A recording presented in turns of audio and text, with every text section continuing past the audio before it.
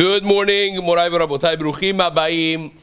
We are continuing on Masechet Makkot, and we are standing by the first Mishnah of the second Perek, starting on Daf Zayin, Amud Aleph on the bottom of the Amud.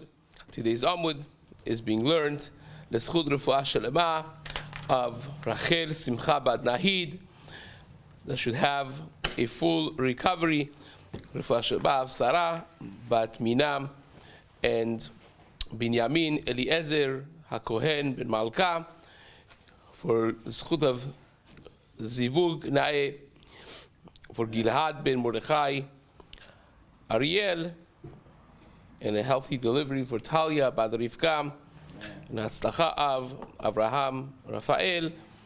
Today's Amud is also being learned, Lezecher Nishmat, my grandfather Shlomo Ben Yaakov, and Dina Bat Yaakov as well. This week's Limud has been sponsored by the Dayan family, the Cohen family, and Shea families.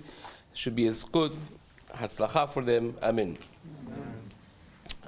So we have now the second perek of Masechet Makkot discussing all of the halachot of who goes and who doesn't go to Galut. We spoke in the Ritba writes that the reason that this perek is here is because the Mishnah in the beginning of the first perek discuss what happens if the Edim Zomemim try to get somebody go to Galut. So once we're at it, Be'elu en Agolin, the Mishnah kind of deviates on a perek long tangent of discussing what is the obligation of going to Galut, who goes to Galut, where you go to Galut, when you go to Galut, and when not, and also the halachot of when they come out of Arei HaMiklat by the death of Kohen Gadol, and so on, one tangent after another, until it gets us to the third perek, which is going to actually be the halachot of Makkot, right, of who gets and who doesn't get lashes. That's going to be the second half of the Masechta, literally taking off half of the Masechta in the third perek. So, but for the next few Blat Gemaras, we're going to discuss the halachot of Galut.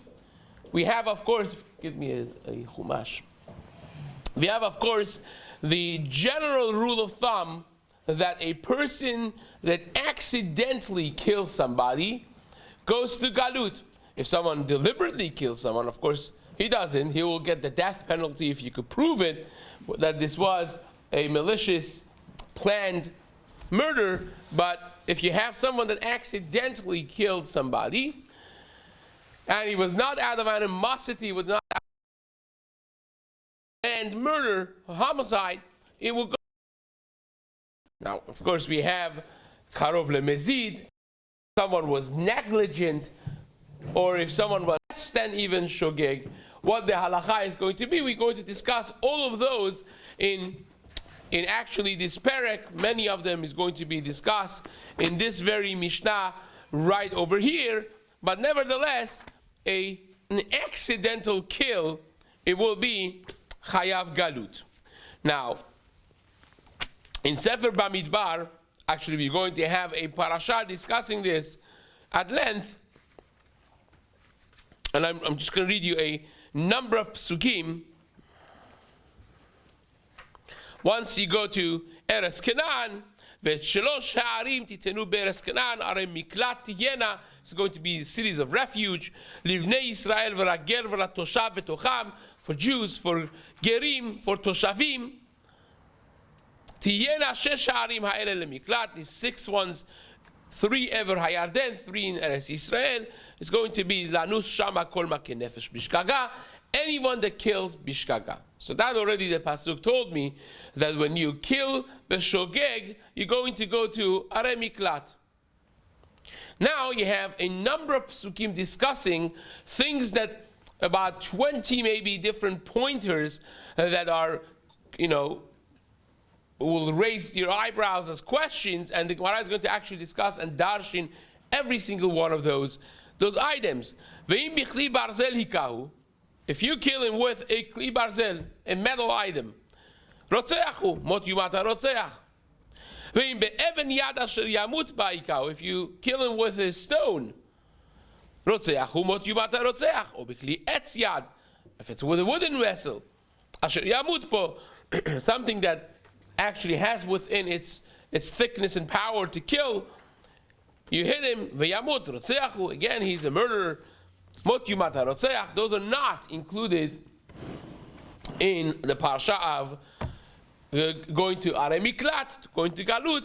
Goel hadam hu yamit et harotzeach befir'o bo hu yamitenu. The family of the murdered person could run after him and kill him, because this person has done a murderous act.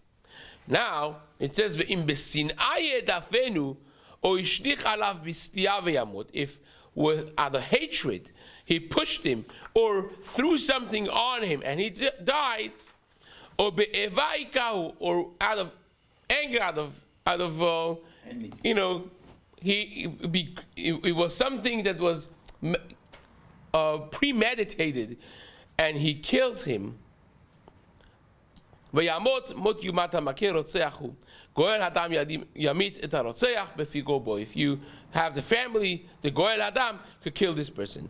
But then it says, ve'im bepeta belo eva hadafo. If suddenly, again, you see what's peta? Suddenly, what does that mean? What do you have to have in the pasuk, right? Belo eva, without any animosity from before. Hadafo, pushed him. O ishlich alav, or he threw something. Kol keli, any vessel. Belo stia, without premeditated action. O bechol even asher yamut ba belo reot, with a stone that could kill, but without seeing. He didn't have sight when he was throwing it. Vayapel alav, and again, threw on him, vayapel. Right? All these are extras that we have to explain. You told me already that Makeh Nefesh Bishkaga goes to Galut. If it's accidental, what do you have to explain? Each one of these letters and words that are mentioned in the pasuk need to be explained, because they're certainly, most definitely coming to teach you something. So Vayapel alav, you're going to have this immediately once you hit the road in the Gemara. Every single one of these is going to become a question. The Gemara is going to ask and answer them. Vayapel alav, he threw from up down. Vayamot, and he will die. V'hu lo oyev lo, and he's not his enemy. Right? He told me already it was not premeditated, but you have to say it was not his enemy. V'lo mebakeh shrato, and you don't want his bad. He's your friend, or he's not your enemy. Ve'shaftu ha'edah ben hamakeh ben goel adam. In this case, the community is going to be judging between the person that caused the death and between the family of the murdered or the deceased. Al hamishpatim ha'ele. All of these judgments, ve'hitzilu ha'edah et harotzeach miyat goel adam. And the community is incumbent upon them to save the rotzeach, the person that caused the death, from the family of the deceased. Ve'hishivu oto ha'edah el ir miklato, and people are supposed to put him safely in Arei Miklat, in the cities of refuge.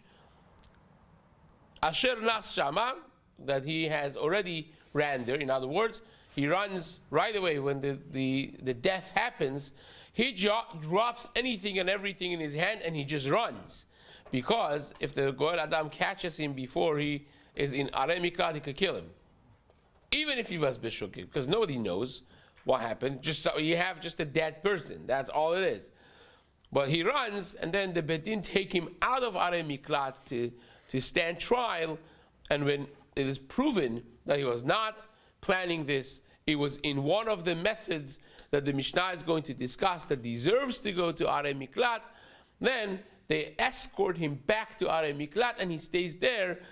Right? V'yashav, he sits in Arei Miklat admot hakohen hagadol, until the death of the Kohen Gadol, the current Kohen Gadol, asher mashach oto b'shemen hakodesh. And then, of course, it says, "V'im yatzo yetzeh harotzeach," if after being put officially in Arei Miklat, he steps out of the Arei Miklat, and the Goel Hadam finds him, Asher yanus shama umatzah oto goel adam yichutz ligvul ha'ir, if he's found outside the boundaries of the Arei Miklat, v'ratzach goel adam et harotzeach, and he kills him, en lo dam. You cannot judge and be mechayev the goel adam. So it's on him. Don't go out of Arei Miklat. Stay there, and you will be safe. Ki be'ir miklato yeshev ad mot haKohen HaGadol. He has to sit there until the death of Kohen HaGadol.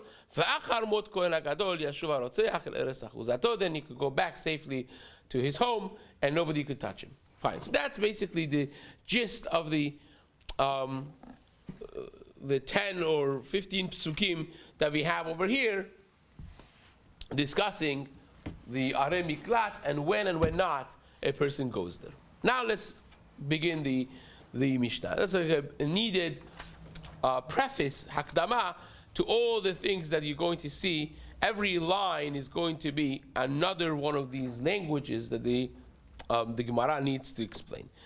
Eluhen hagolin. These are the people who go to Galut. Now, as you will see, you could have identical cases that one of them goes to Galut and the other one doesn't go.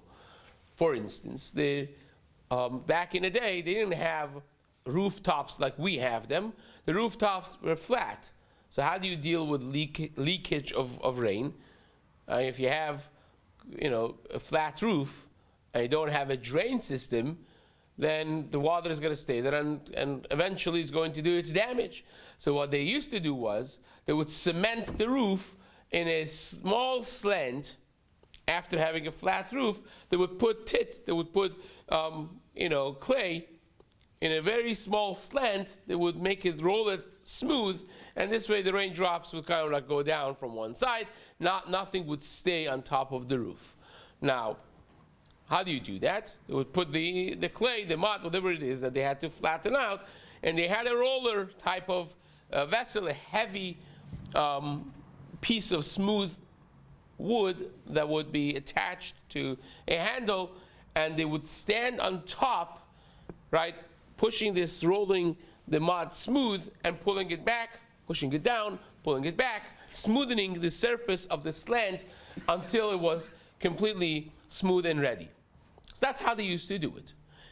Now, says the Mishnah. Sometimes it was a stone barrel. Now, this is a wooden piece. And again, if didn't go down the history line, but again, a stone, wood, doesn't make a difference. It's a roller that is, what's important is the person is standing on top, and it has two motions. It has a motion of pushing this towards the edge of the roof, and then pulling it back, pushing it further, pulling it back again.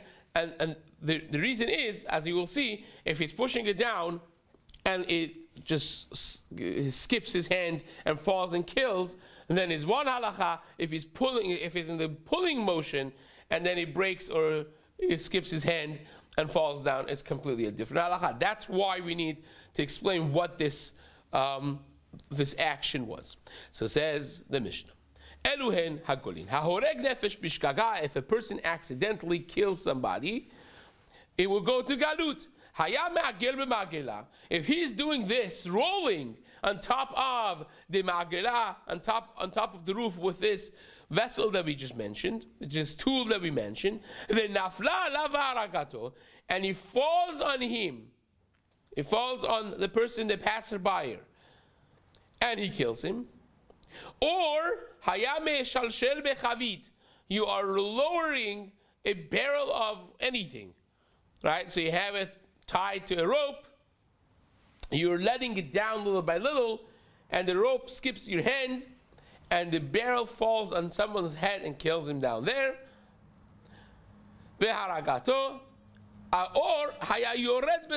Or you yourself are going down. The guy is going down the ladder, and he, skips one of the steps, and he falls down. He himself falls on his friend and kills him. He will go to Galut, because all of these three examples are b'derech yerida, on the way down. Now, why three examples? Some of the Rishonim suggest that this is because each one of them, lo zu afzu katani. Each one of them is a bigger chidush. The first one is the least level of mental awareness. You're just doing your thing quickly.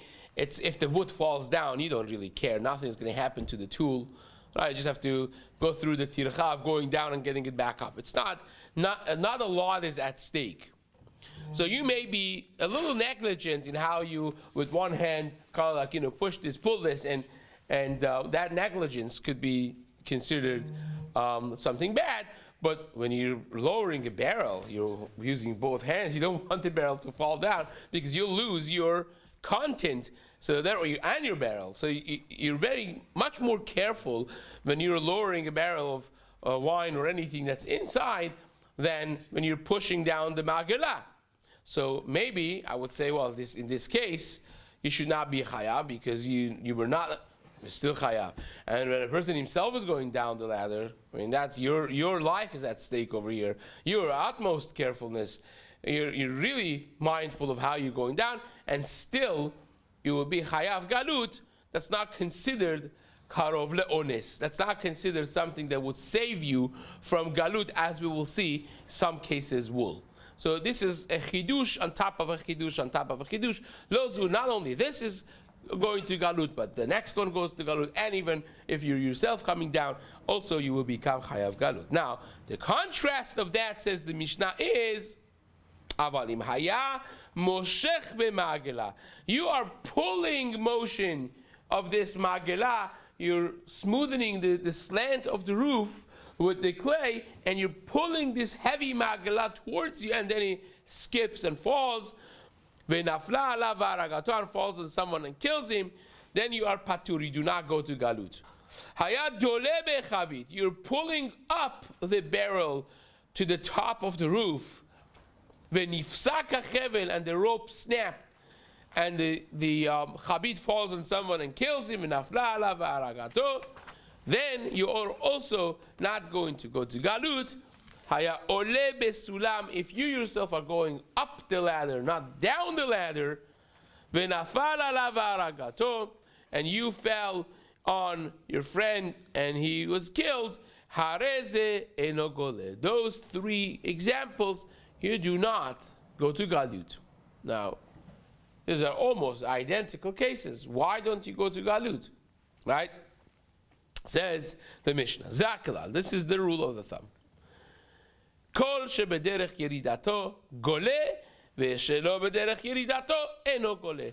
The Mishnah acknowledges that these are basically the same cases, but the difference is one of them is derech aliyah, the other one is derech yerida. And as we'll see in the Gemara, this is learned from the pasuk itself. The pasuk almost clearly says that if it is going on the way down is when you are chayav, and going on the way up, you will be patur.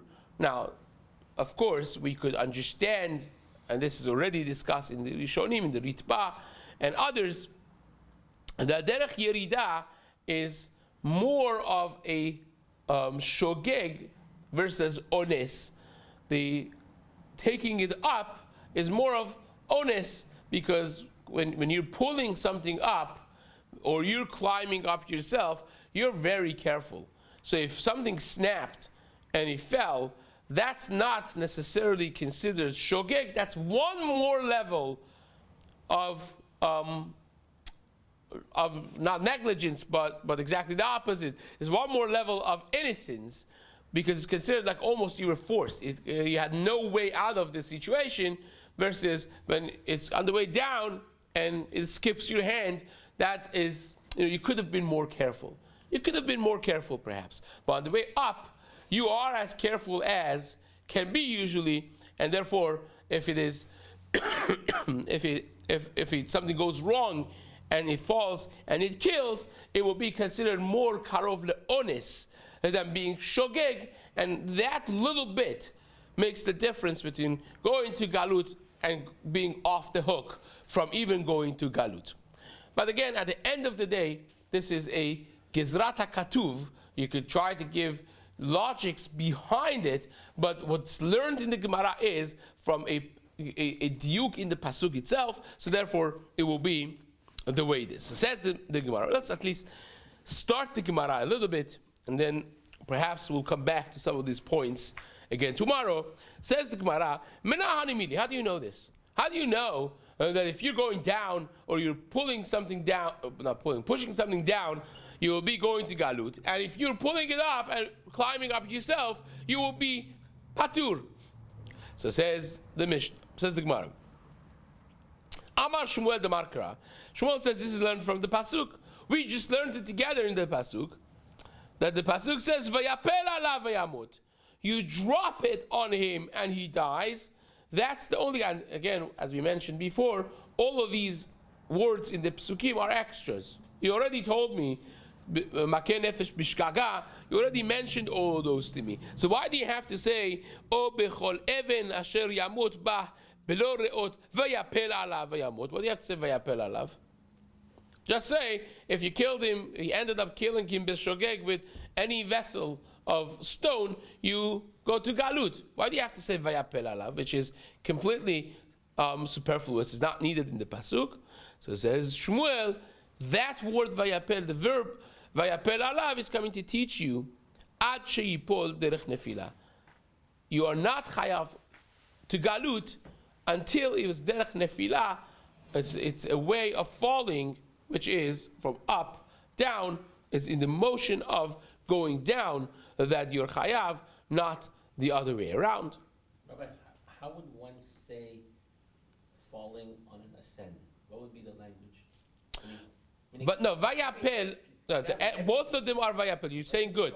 Both of them are vayapel, but the vayapel is not a necessity, right? Because all of these shkaga things are vayapel by nature, right? So the reason that you have to tell me vayapel and he dropped it, the Gemara says the only reason that I could assume that the pasuk has to say this unnecessary language, I would have known myself without you telling me, is coming to tell you a thing could fall on a person in two different ways. You're either pulling it up and it snaps and falls, which is of course downward. The motion is always downward. But the question is, am I trying to lower this and it just skips, or am I trying to elevate this and it snaps and falls? That's the two different things that the pasuk could be mentioning. And the only thing, if you're telling me vayapel when I know gravity works, right? We're not in space, so of course everything that falls is vayapel. Why do you have to tell me the verbiage? Just don't say it. Don't say it. You're saying a word in the pasuk that's absolutely not needed. I would know it because of your question is the reason that's not necessary. Because of course it's vayapel. Chazaku baruch.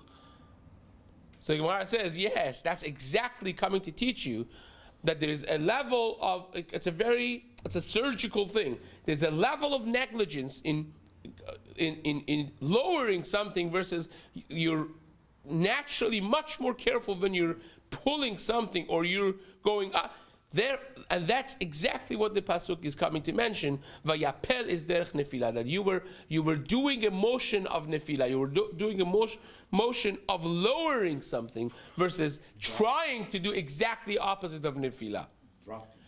So that says the Gemara, this is in a way a motion of drop, basically. So says the Gemara, Tar Rabbanan, we learned. Bishkaga, now you see, every word is going to be darshan. Oh, we're out of time right now. But Bishkaga prat lemezid. When it says the pasuk that you killed him, Bishkaga, makeh nefesh Bishkaga, says the Gemara, that's prat lemezid. Is coming, of course, to exclude that if it was premeditated and it was intentional homicide, then you don't go to Galut. A person that murders someone else does not go to Galut. Bivli dat, so what does bivli dat mean? So you're telling me bishkaga, so then you afterwards tell me bivli dat, without knowledge. What does that mean? You already told me bishkaga. So what's bivli dat adding to that? Prat lemitkaven. Right? So it says that's coming to tell you that you had no intention. And the Gemara says, wait a second, you have to explain this. Because first of all, bishkaga prat lemezid, when you tell me bishkaga is coming to exclude mezid, let me pause the drasha of the Gemara right there and ask you, mezid pshita. Do you have to really tell me that when someone plans a murder and hires a sniper or the sniper himself and shoots someone, but mezid, what? That he doesn't go to galut? Of course he doesn't go to galut. You kill him, right? Yes. But what's exactly the chidush of bishkaga prat lemezid? You need to tell me that the mezid doesn't go to galut? Of course he doesn't go to galut. Pashut, right? And bivlidat also needs an explanation. The Gemara, Bezat Hashem, tomorrow we'll discuss what exactly is the chidush of the mezid, and also what is the difference between shgaga and bivlidat. What's the difference between shogeg and mindless? Those two, Bezat Hashem, we'll discuss, and as we'll see, every word that we mentioned in the Pesukim are going to be dashed in the fantastic Gemara for tomorrow morning, Bezat Hashem.